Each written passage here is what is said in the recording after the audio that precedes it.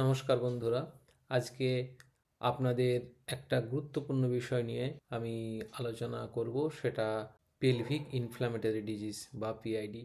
PID হচ্ছে pelvic যে অর্গানগুলো আছে সেই অর্গানের ইনফেকশন এবং ইনফ্লামেশন।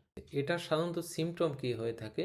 পেলভিক পেইন হয়ে থাকে, ফিভার, ডিসচার্জ অর্থাৎ হোয়াইট ডিসচার্জ, ইররেগুলার ব্লিডিং, ডিসপেরোনি অর্থাৎ মেলামেশার সময় ব্যথা হয়ে থাকে, সাধারণত জ্বর হয়ে থাকে এবং ক্লিনিক্যালি ডাক্তারবাবু যেটা এক্সামিন করে বোঝেন সেটা হচ্ছে সার্ভাইকাল মোশন টেন্ডারনেস আছে, অ্যাডনেক্সাল টেন্ডারনেস থাকে।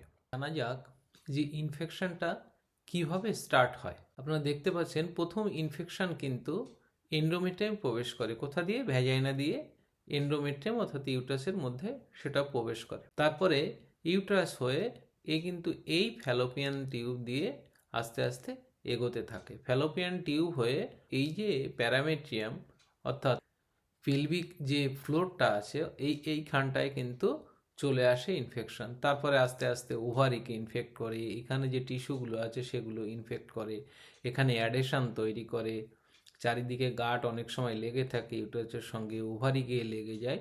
এই সব বিভিন্ন জিনিস কিন্তু করে থাকে। কখনো কখনো ফ্যালোপিয়ান টিউবগুলো আছে সেগুলো ফুলে ওঠে, তাকে কিন্তু বলা হয় হাইড্রোস্যালপিংস। টিউবো ওভারিয়ান অ্যাবসেস তৈরি হয়। কখনো ইনফেকশন হলো এই যে টিউব এবং ওভারি এর মাঝখানে কিন্তু অ্যাবসেস তৈরি হয়। এগুলো সাধারণত 1-2% মেয়েরা সেক্সুয়ালি যারা অ্যাক্টিভ তাদেরকে হয়ে থাকে। এজ গ্রুপ মোটামুটি 15-40-50 এর মধ্যে ইউজুয়ালি হয়। কিছু কিছু ক্ষেত্রে স্পন্টেনিয়াস ইনফেকশন হয়ে থাকে এবং কিছু কিছু ক্ষেত্রে কিন্তু ফরেন বডি যেমন আইইউডি, ডিডিসি করার সময় হয়ে থাকে, বায়োপসি করার সময় এই ইনফেকশনগুলো ছড়িয়ে গিয়ে কিন্তু হয়ে থাকে।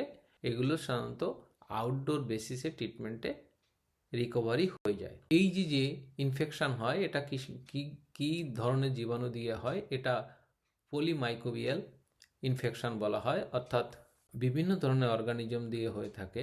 নাইজেরিয়া গনোরিয়া অর্থাৎ গনোরিয়া যেসব জীবাণুতে হয়, ক্লামাইডিয়া, ট্রাইকোমাটিস, মাইকোপ্লাজমা বিভিন্ন অর্গানিজম হয়। কখনো ইকোলাইস, স্ট্রেপ্টোকক্কাস অরিয়াস বিভিন্ন ব্যাকটেরিয়া দিয়ে এগুলো হয়ে থাকে, অর্থাৎ গ্রাম পজিটিভ, গ্রাম নেগেটিভ এইসব ইনফেকশন।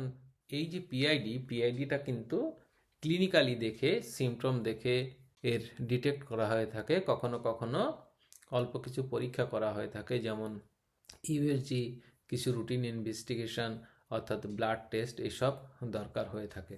এগুলো সাধারণত আমরা যেটা করে থাকি, ওরাল কিছু ওষুধ দেওয়া হয়ে থাকে। কখনো ডক্সিসাইক্লিন আমরা ওরাল এবং মেট্রোজিলের কম্বিনেশন আমরা ওরাল দিয়ে থাকি। মোটামুটি সংক্ষেপে বলার চেষ্টা করলাম। যদি আপনাদের কোনো কোশ্চেন থাকে আপনারা কোশ্চেন করবেন, আমি নিশ্চয়ই রিপ্লাই দেওয়ার চেষ্টা করব।